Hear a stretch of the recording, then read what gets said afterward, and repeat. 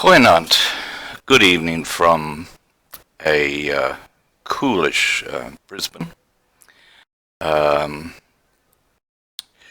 Okay, tonight we're going to basically look at the reality of what's happening in South Africa today, and then we're going to look at a couple of options available to people wanting to migrate from South Africa. And this will include not only Australia, we'll look at other places that could be considered. But before I do, and talking about our perspective of reality, what I wanted to do was share two experiences that I had back in the apartheid days of South Africa.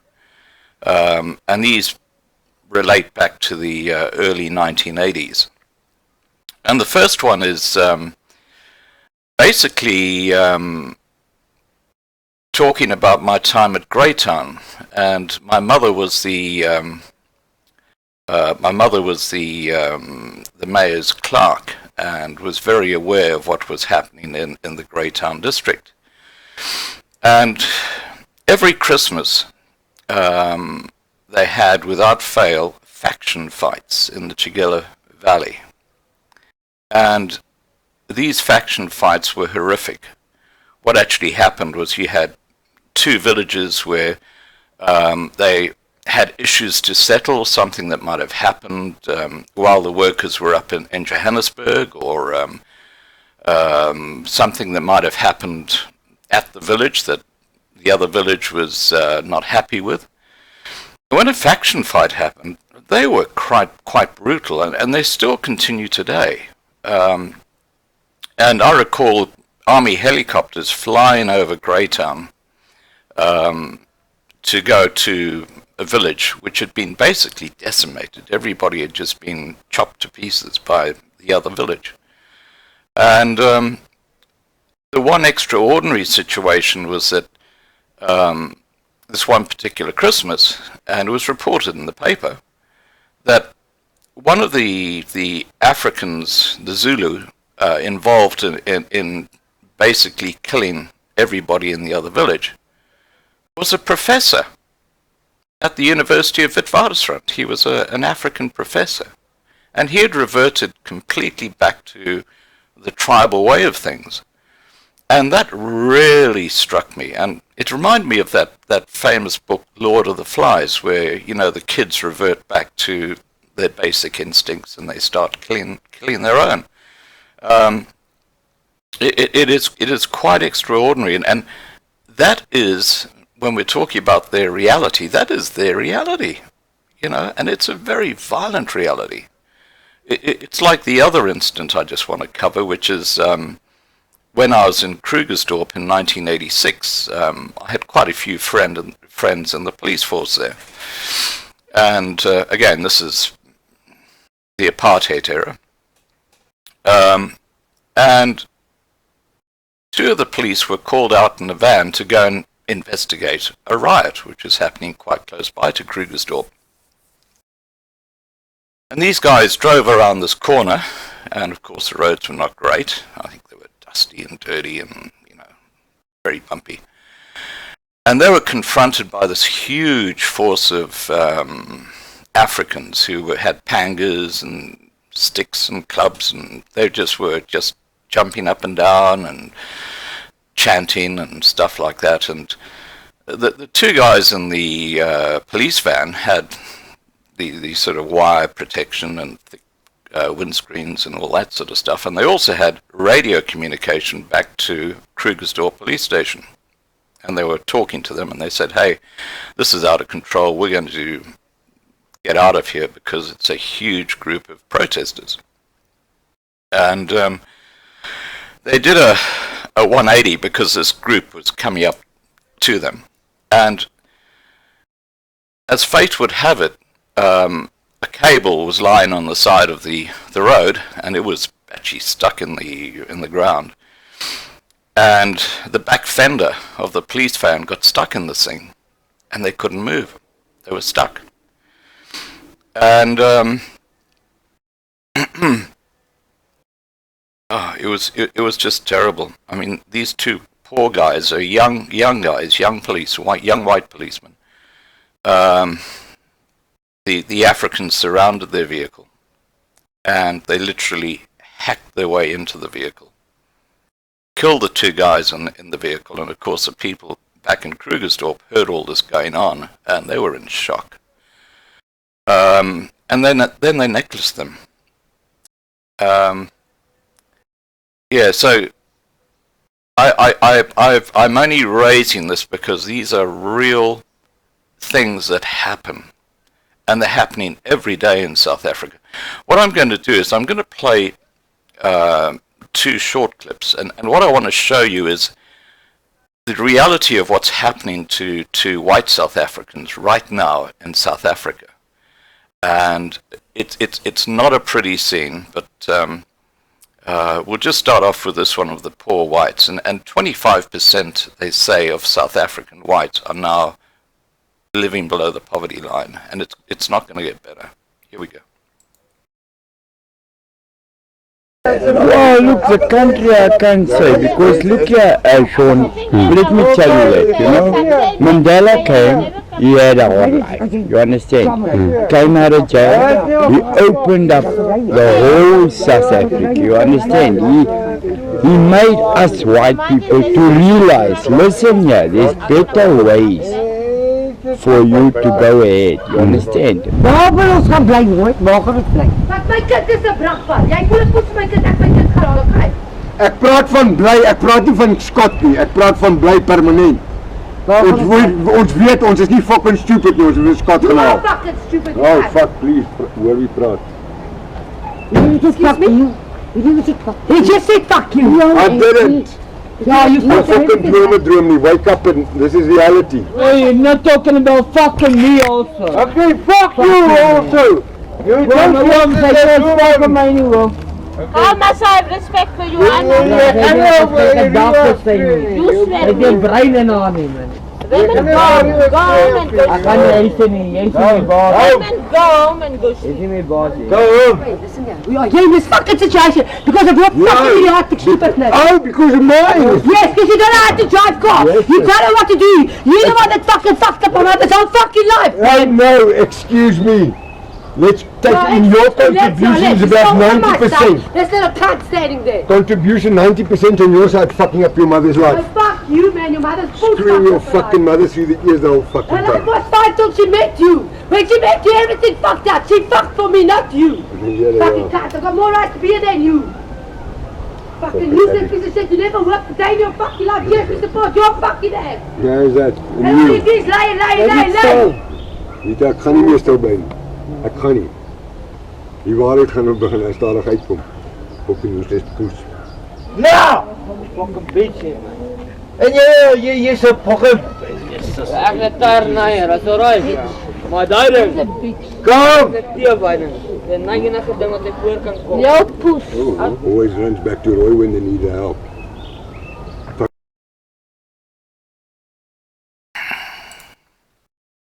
Okay, that's pretty representative of what's going on in South Africa now with the poor white community. Not only are they in a desperate state, but you can see that there's a lot of conflict happening, and which is understandable because they don't know what's going on. They don't know where their future is. But the whites alone, you know, the Africans have it no better. And I just want to show you just a very short clip of what's going on in Cape Town today. So it's we've got to balance this and understand that the coloureds and the Africans are really facing a tough time as well. Okay, let's go and have a look at this short clip.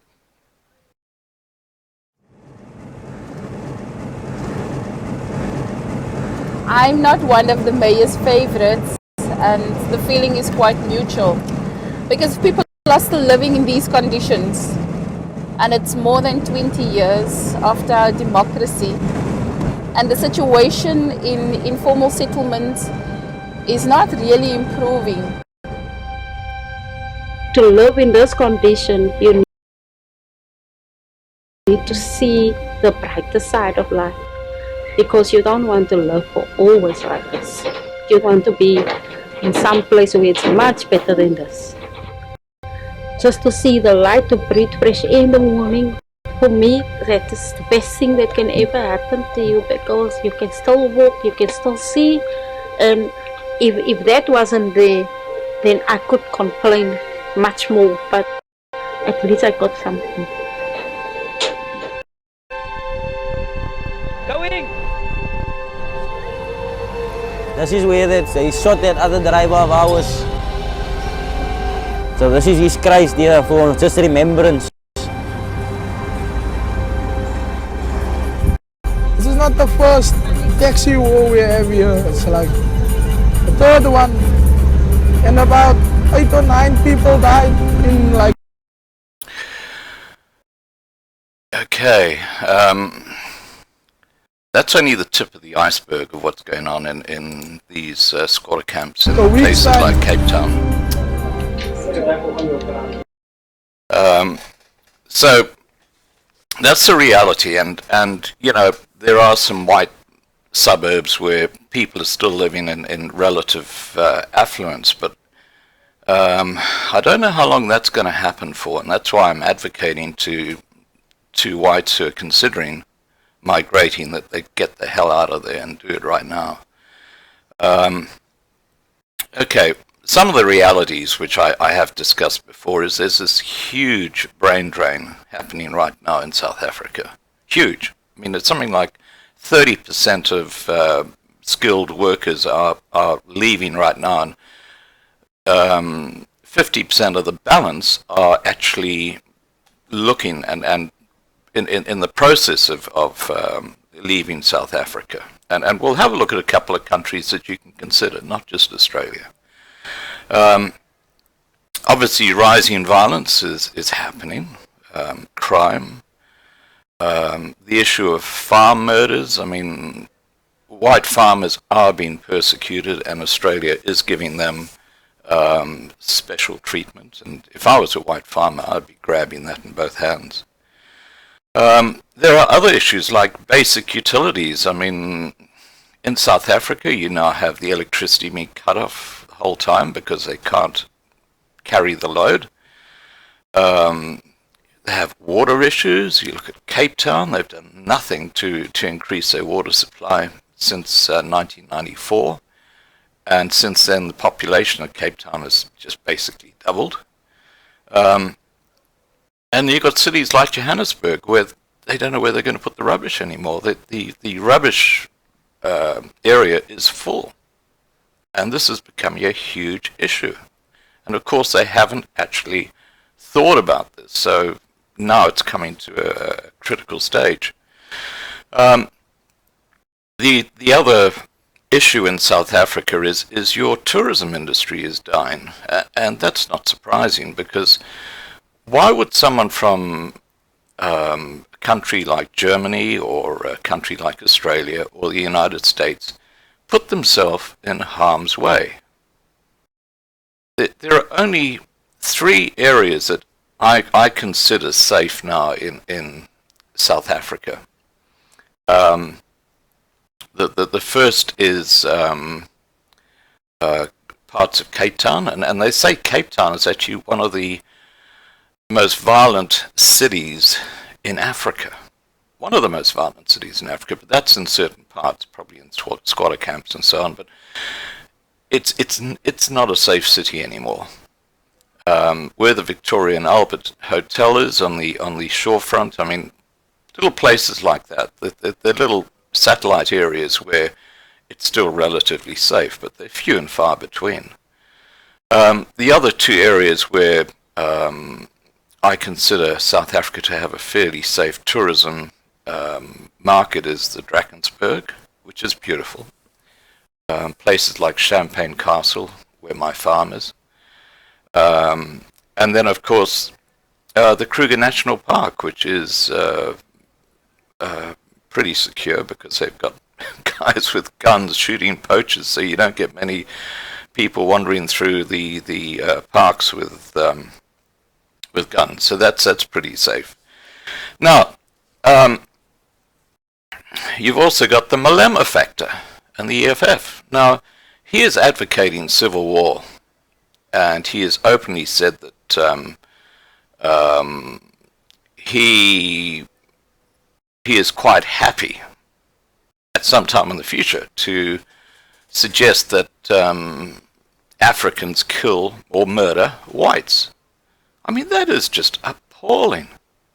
But he is indoctrinating a lot of young people, a lot of young Africans, and I think it's, I think what the Saitlanders are doing is probably the right way to go, but I don't see how you can take on so many people. I mean, you're completely outnumbered.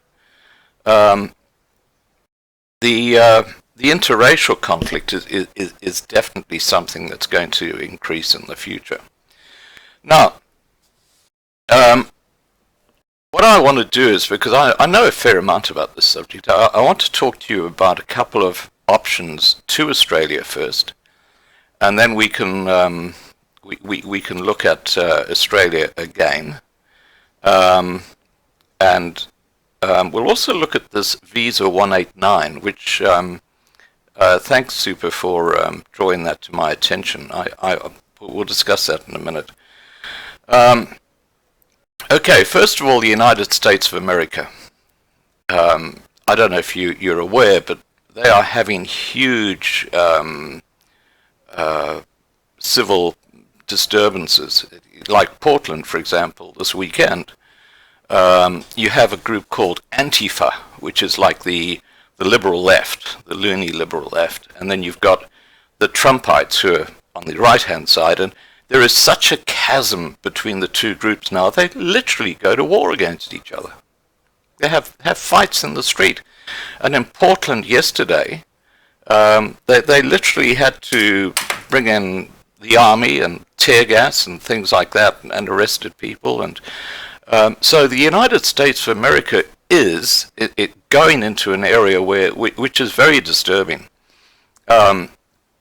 With what Trump is trying to do to shut down the southern border, and the Democrats resisting that, they won't let him build his wall. There's this issue with separating children from parents, which has now been resolved because Trump has passed a law which basically which basically now means that the kids can be with the parents when they're arrested for illegally coming into the country. Because the US has an open borders policy, and it has what are called sanctuary cities, like Los Angeles and San Francisco, where illegal immigrants can actually travel there and stay there and just disappear into the community. Unfortunately, a lot of them are criminals. So that there's rising crime, and you've got groups like Antifa, as I mentioned, who are advocating for more illegals to come in. And of course the Trumpites are completely on the other side. And what makes it worse is you've got a very, very conflicted media. You've got major mainstream channels like CNN, which they call the fake news network now, despite its slogan. And then you've got MSNBC, you've got the ABC, and you've got things like the Wall Street Journal, which are very, very anti Donald Trump in particular, and the Republican Party. And they are causing a huge divide because of putting in this narrative the whole time that Trump is racist and what he's doing is bad for America. And on the other side of the media line, you've got Fox News, which is very pro-Trump. And so there's this huge divide happening in the media, which is actually stimulating or being a catalyst for raising tensions in America. And I think that country's got huge issues as well. Now, another country which has got basically open borders is Canada. And, you know, if you're in South Africa, and we'll get to the point system in a minute with Australia, if you aren't able to get those points and you are desperate to leave South Africa, what I'd be doing is catching a flight to Canada with my family and just settling in there. And from what I hear, as long as you can say that, hey, I'm South African and I was being persecuted and so on and so on, the Canadians will actually let you stay. You know, they're far more open about people who are looking for a new home to be absorbed into their community. So Canada's a definite option to look at. It's a hell of a lot colder than South Africa. And the other issue, as far as I'm concerned, is that Canadians I'm speaking to are saying that because of this open border situation, there are now enclaves of like Muslims appearing and Chinese, and it's rather like mini Middle East and mini China and stuff like that. So that's not always the solution. But if you're desperate to get out of South Africa, Canada could be something to look at. And I'm just mentioning that. Now, why Australia? Well, I'd like to just talk to you about Visa 189, because most people who successfully get permanent residency in Australia have to go through a process. And as I mentioned to you, we have a very, very strict and strong immigration process based on merit.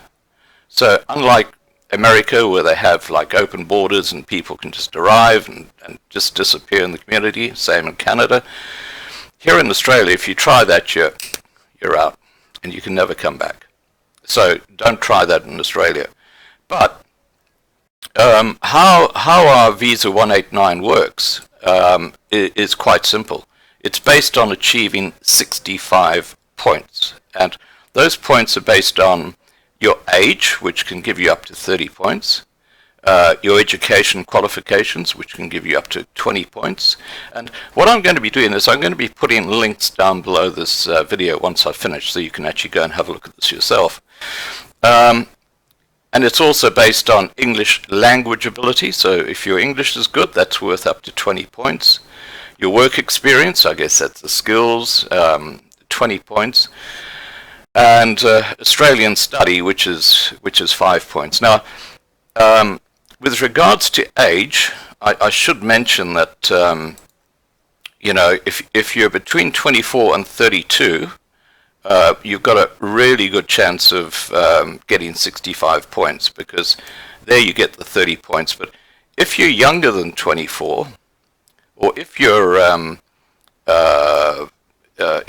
older than 32, the points you get for age actually fall off. And this is how it works. If you're 18 to 24, you get 25 points. If you're 25 to 32, you get 30 points, which is the maximum. So that's the age group they're looking for. If you're 33 to 39, you get 25 points again. But when you get to 40 to 44, you only get 15 points. So you can see how it drops off as you get older. And of course, if you're over 45, you get no points at all. So this is a dilemma for older people, not so much for the younger people. But what you can do is your kids can move to Australia through the point system. And once they're settled here, they can then, through a family visa, bring out other members of the family. So there are options there as well. But I will be putting a link to Visa 189 so you can have a look at this. Obviously, you make your application through the Australian Embassy in South Africa, and you'll find them online. I went through them in 1987, and back then, the process was such that it took about 2 years from the time that you contacted them to the time that they actually approved your application. I'm not sure if that's changed, but I'd suggest that it's probably not much faster today. So it's not something that's going to happen overnight. Now, the final thing I just want to talk about before we go to the live stream, and thanks for participating, guys. I'll be with you shortly. The final thing I'd like to just cover is the support that you would get in Australia if you are successful in getting a visa 189, which is basically permanent residency. We have, as I mentioned before, we have a huge South African community, and I'll just show you a map of Brisbane, which will show you the area just west of Brisbane, which is on Kenmore and those beautiful areas. Here we go. Okay, now I don't know if you can see that, but I'll just put my cursor on the area that is very, very South African. Well, a lot of South Africans are concentrated in this area. The city centre is here. You can see where my cursor is here. That's Brisbane city centre. This orange area here, the concentration is South Africans. And you can see it's a huge area. You know, we're talking about an area the size of Krugersdorp. And it goes all the way around here. Very, very strong South African population. And beautiful areas. They've got acreage out there. And tremendous support group of people. So I'm just bringing that to your attention, and I'll put a link to that as well in the clip below. Okay, so not only have you got a great South African community, I'm also going to put some links to forums that you can participate in, and you can actually talk to other expat South Africans and get some ideas and help on moving. But, you know, the security here in Australia is fantastic. I mean, here in Brisbane, it is so good that if you, excuse me, if you have a house burgled somewhere in the street, and they might steal like a bat from someone or a bicycle from the backyard or something like that, that makes the local news. If someone is murdered, and yes, there are murders in Australia, they happen all over the world, but there are the amount of murders here are tiny. If someone is murdered, it's huge news. You know, it makes statewide news. All the newspapers cover it, and 90% of the time they catch the person who did it. You know, so you don't have all these unsolved murders happening. The transport system here is fantastic. We in Queensland we have something like 200 to 250 deaths a year on the road, because the roads are damn good and people drive carefully. You don't have these crazy African taxis, and I actually, when I go to South Africa and I see them, I call it a riot of taxis. When you see these taxi stations and say, oh, there's a riot of taxis. I think we've all had our experiences if you're in South Africa with the African taxis. Employment in Australia is that you'll get a job. That's the bottom line, and there's no affirmative action. And then we also have, we've touched on this with visa 158, but we also have an island, which means we have closed borders. We can't have people like in South Africa where they just go down from the north straight into South Africa. And of course we have a huge future in Australia. I mean, we're right in the middle of Asia, and it's a very, very fast growing area. So with that, I'll just go back to the side channel and say, hi guys, how are you? Good to see you here, Super. Good to see you here at midnight.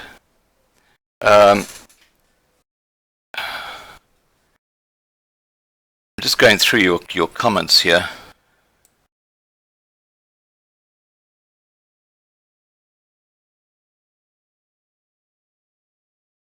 Yeah, it is crazy, Super, what is happening. I mean, it really is very disturbing. But, you know, if you can't get the points with a visa 189, I strongly suggest that you look at the Canadian option. Midnight, I see you're near pension age. Do you have kids?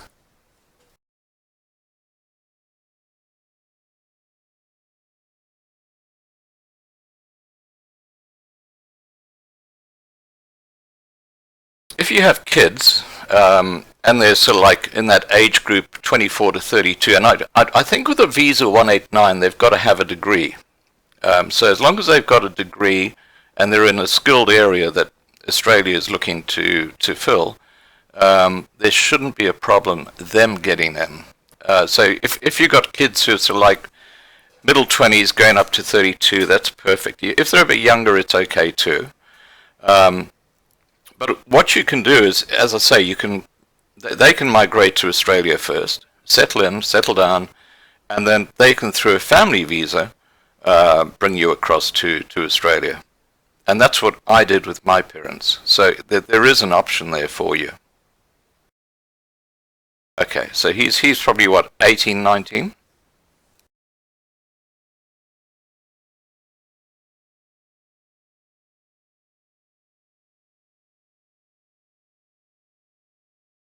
Hi Oswald, welcome to the forum, or the chat.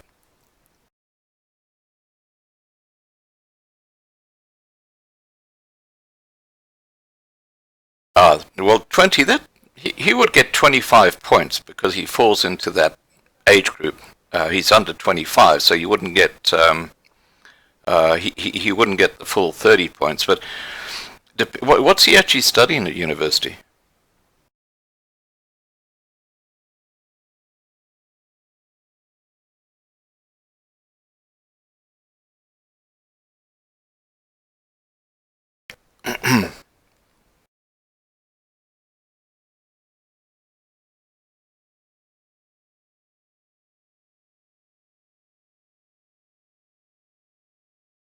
Oswald, feel free to just make any comments you want in the side chat. Business management, that's very good. Okay, and is he doing well in it? Because, you know, if he needs to get that degree basically to get the points.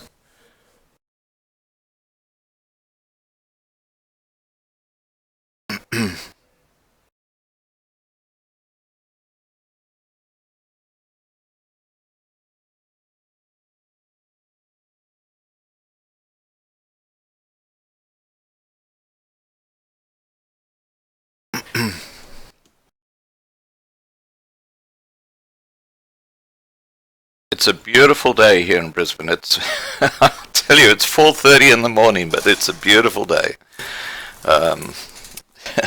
Our time zones don't fit very well, but what the heck.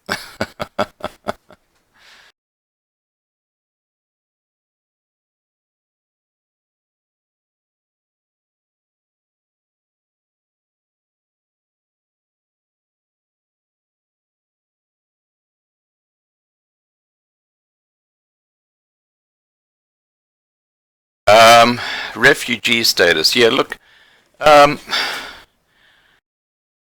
know if you're a white farmer and you've been persecuted, there's a strong chance that they will let you in as a refugee, and that will involve your family.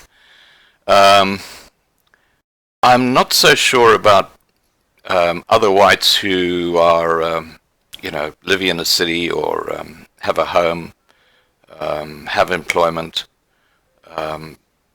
So that's something that I'm trying to get hold of an immigration expert where we can actually discuss those things, and that's on my agenda to try and get going in the next week or two.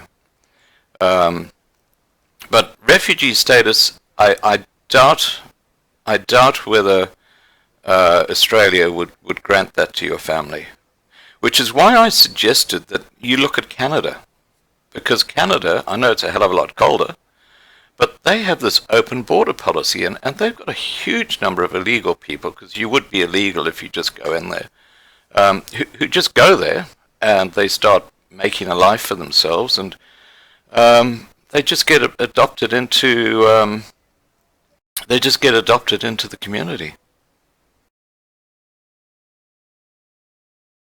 Yeah. Yeah, and the problem there, Super, is that when things get really bad, everybody's going to be trying to jump the ship, and that's why I'm a proponent for people who are looking at leaving, that they do it now and don't mess around. I know that, Midnight. I totally know that. Then I think your best option. I think your best option then is to get your son through university, get him settled in Australia, and then use that family visa to get the rest of the family out. You could contact the Australian Embassy and suggest that you want to look at refugee status, but there's 60 million people in South Africa who could say the same thing, which is why I think the Dutton and the Australian government have highlighted in particular the white farmers, because they can see what's going on in the white farms and this expropriation of land, which looks like it's going to go ahead. It's just shocking.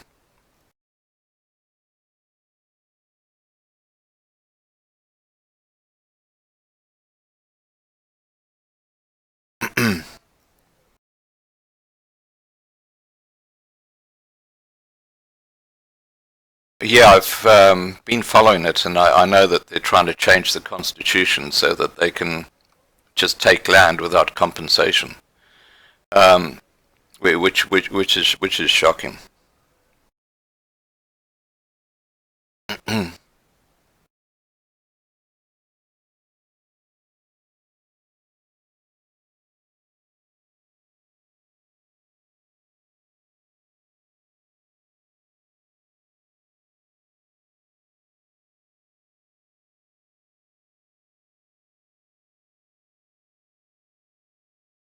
Yeah, I bet it is. Yeah, because why would you pay a large amount of money for a house, and why would a bank lend money to someone who wants to buy a house when they could have it expropriated? Yeah. Now I was just about to talk about money. There are a couple of options available to you there. I don't know how much money you've got. Don't say anything here on the public internet. But, there are two options available to people which we haven't discussed here. And that is if you've got a lot of money offshore, like in London or something like that, yeah, Bitcoin is definitely an option. But if you've got a lot of money offshore, and you can show the Australian Embassy that you've got all this money and you will bring it to Australia, and that could quite easily become your key to getting into the country. Now, just getting back to Super's comment about Bitcoin, look, what I did when I left South Africa back in 1986, I bought a brass bed, and it had hollow legs. You know how big a brass bed is? And I screwed off the tops of the brass bed, and I filled the legs with Krugerrands. And then I screwed the top back on again, and put it in with my luggage, which was in a 20-foot container. And I was the happiest Vegemite in Australia the day that container arrived. And of course, you can buy Krugerrands.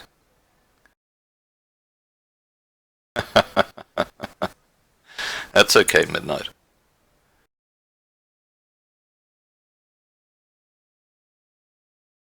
Yeah, look, the only thing about Bitcoin, and I've been following Bitcoin a lot, is that there are a couple of issues that people don't realize when it comes to Bitcoin, and that is that it's a very, very quick way of losing money. The history of Bitcoin is that a few years ago you could get a Bitcoin for a few dollars. Early this year it went up to $19,000 when it was kind of at its peak, and people were buying it, a Bitcoin for 19,000 US dollars. It's now dropped down to about 6,000 US dollars. And there's a very good reason why Bitcoin is now being discarded by a lot of people who got sucked into it.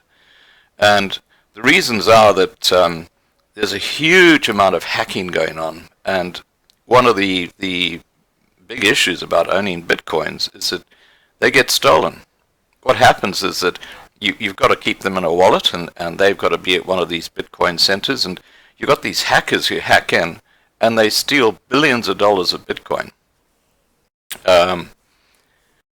Yeah, so I would have issues about getting involved in Bitcoin because it's so unreliable. Yeah, so those are my thoughts about getting money out. I mean, you can, and the other thing you can do is you can buy valuable coins, or you know, you need to get something that's small and has value, and that you can just put in with your furniture or whatever. So there are ways and means of getting money out of South Africa.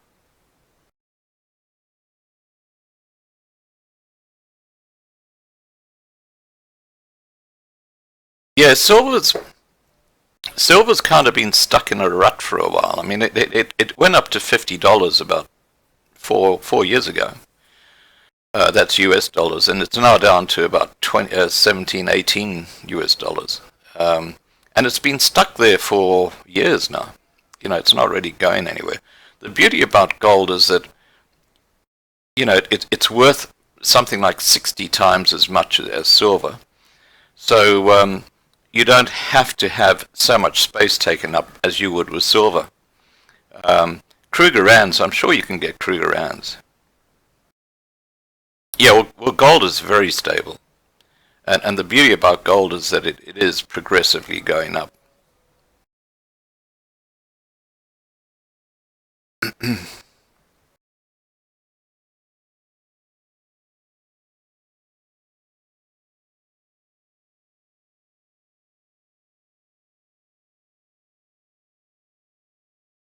Yeah, or have an expensive diamond ring, you know.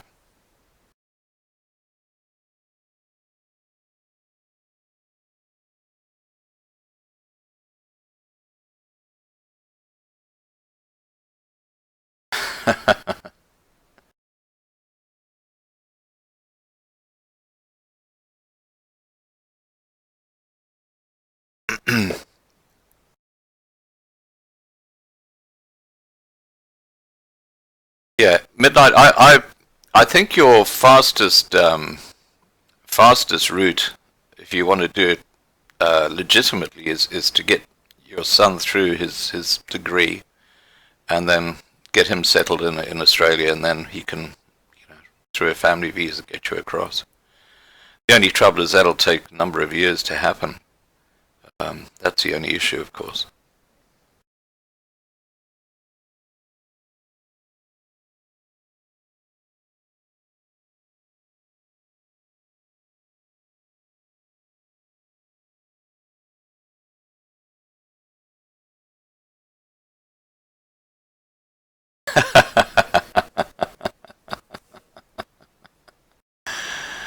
Yeah, that's probably not a bad idea too.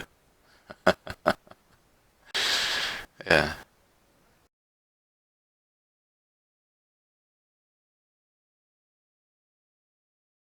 Yeah, you need 65. You need 65 points.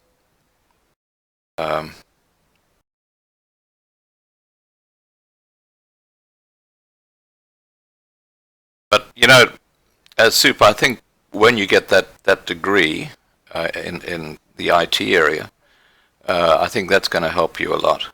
What I'd be doing is no problems, and I'm happy to help where I can. What I'd be doing, Super, is I'd be putting my name down at the Australian Embassy, even though I haven't got that degree yet. I mean, you can actually say that you're in the process of finishing the degree, but what it'll do is put you in the line rather than wait, and then, you know, be in a queue.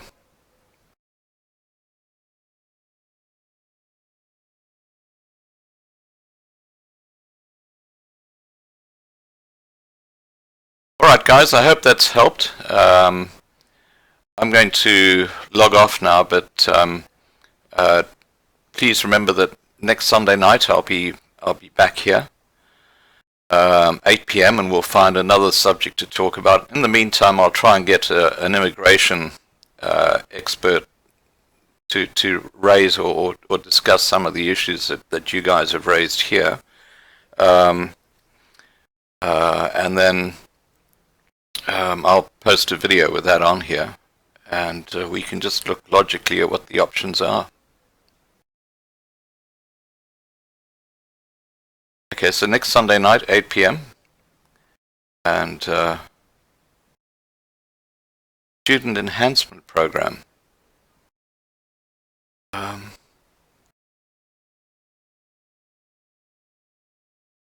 I'm not sure, but okay, guys, have a good evening, and I do miss South Africa, but it is what it is. Okay, guys, see you next Sunday, and watch out for other videos, and please subscribe if you haven't. That's the best way of being kept informed. Okay, guys, take care. Bye.